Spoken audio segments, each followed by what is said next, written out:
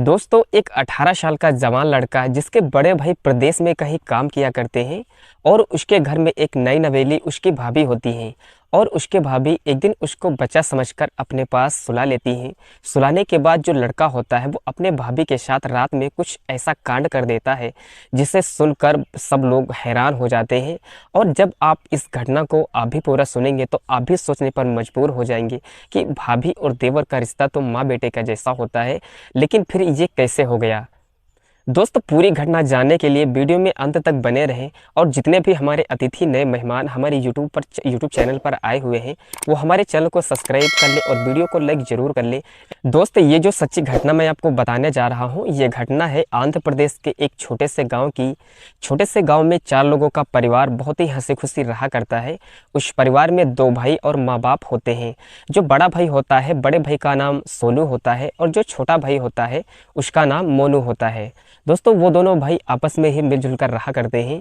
जो बड़ा बेटा होता है उसकी उम्र महज 24 या 25 साल होती है और जो छोटा बेटा होता है उसकी उम्र 18 साल होती है। जो बड़ा बेटा होता है वो प्रदेश में कहीं बाहर काम कर रहा होता है। जो छोटा बेटा होता है वो अपने पिताजी के साथ वही घर पे जो भी काम होता है वो साथ में मिलकर काम करवाया करता है। और कई महीनों तक जब उनका बड़ा बेटा यानी कि जो सोनू होता है जब अपने घर लौटता है तो उनके जो माँ बाप होते हैं अपने बेटे की शादी की चिंता उनको सताने लगती है। तभी वो जो उनके माँ बाप होते हैं वो अपने रिश्तेदार में या फिर गांव में जो अच्छे लोग होते हैं उनसे कहने लगते हैं कि अगर मेरे बेटे के लिए कोई अच्छा सा रिश्ता हो, कोई अच्छी सी लड़की दिखे तो मुझे ज़रूर बताना। तभी जो लोग होते हैं वो कहते हैं कि ठीक है, अगर आपके बेटे के लिए कोई अच्छा सा रिश्ता दिखेगा तो हम आपको ज़रूर बताएंगे। और कुछ ही दिनों के बाद उनके जो एक करीबी दोस्त होते हैं वो एक लड़की का रिश्ता लेकर उनके घर आ जाते हैं। और उन लड़की वालों को जब मोनू सोनू के घर लाते हैं तब वहीं पर जो लड़की के जो पिताजी होते हैं उस लड़के को देखकर बहुत ज़्यादा खुश हो जाते हैं और कहते हैं कि शायद इससे अच्छा दामाद हमको ना मिले, क्योंकि जो मोनू होता है वो देखने में ज़्यादा खूबसूरत होता है और थोड़ा हट्टा कट्टा होता है और लड़की के माँ बाप को पसंद आ जाता है और लड़की वालों की तरफ से वो रिश्ता एकदम पक्का हो जाता है। तभी 1-2 दिन के बाद जो लड़का वाले होते हैं वो भी देखने के लिए अपने परिवार सहित लड़की के घर जाते हैं।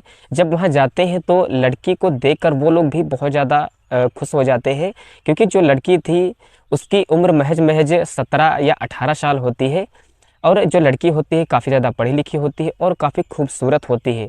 और उसकी खूबसूरती को देखकर जो उनका लड़का मोनू होता है वो उनको देखकर पसंद कर लेता है और लड़कों वालों की तरफ से भी जो रिश्ता जो है वो पक्का हो जाता है। और रिश्ता जब पक्का कर रहे होते हैं तो लड़की के जो पिताजी होते हैं वो कहते हैं कि यहीं पर आप सगाई की तारीख भी निकलवा दो। तभी जो लड़के वाले होते हैं वो वहीं पर ही तुरंत शादी की तारीख भी निकलवा देते हैं। और कुछ ही दिनों के बाद उन दोनों की शादी का समय आ जाता है और उन दोनों की जो शादी होती है वो बहुत धूमधाम से होती है। सभी लोग शादी समारोह में भाग लेते हैं। बहुत ही अच्छी तरीके से विवाह संपन्न होता है और उस लड़की का जो नाम होता है रुचि होता है और रुचि को दुल्हन बनाकर जो मोनू होता है वो अपने घर ले आता है। और शादी के बाद एक रस्म निभाई जाती है जो कि सुहागरात नाम की रस्म होती है। और रात में करीब करीब जब 11 बज रहे होते हैं तभी जो दुल्हन होती है वो अपने कमरे में बैठी हुई होती है और जो मोनू होता है वो दरवाज़ा खोलता है और दरवाज़ा खोलने के बाद वो अपने दुल्हन के पास जाता है।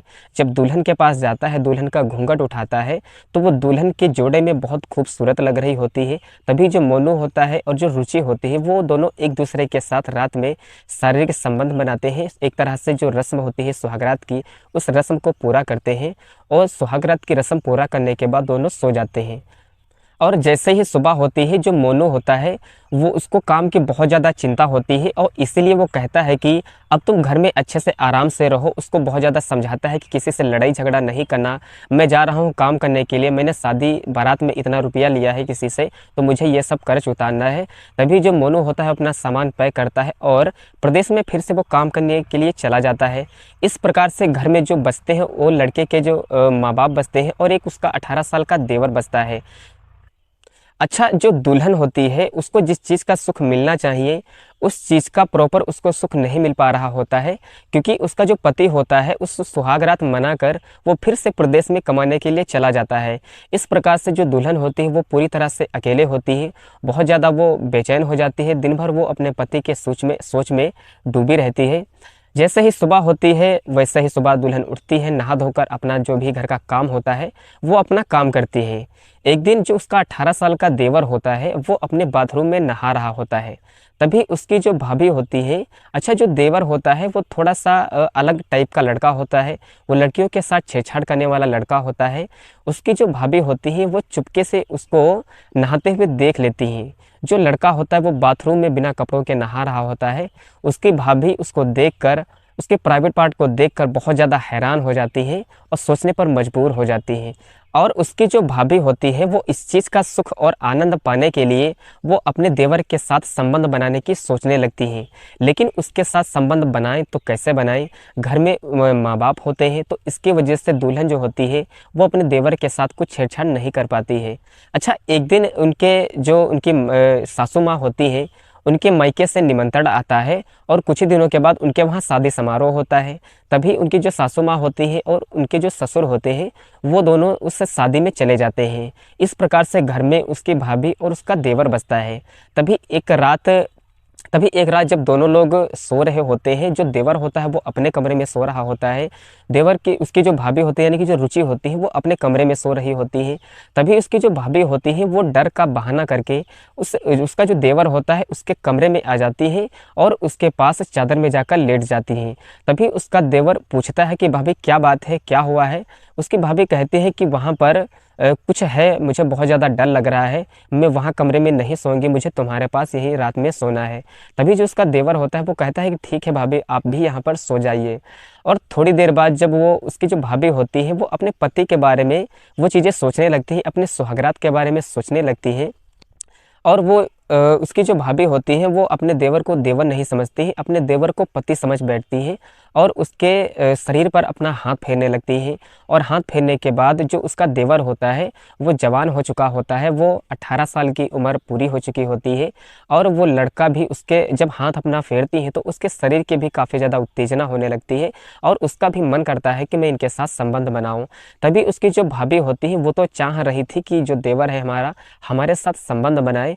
और थोड़ी देर बाद जो उसकी भाभी होती है वो अपने देवर को अपनी बाहों में दबोच लेती है और दबोचने के बाद जो उसकी भाभी होती है अपने सारे कपड़े उतार देती है और कपड़े उतारने के बाद अपने देवर के भी कपड़े उतार देती है और कहती है कि तुम मेरे साथ संबंध बनाओ। तभी उसका जो देवर होता है वो रात में करीब करीब 3 से 4 बार उनके साथ संबंध बनाता है। और संबंध बनाने के बाद जैसे ही सुबह होती है वैसे ही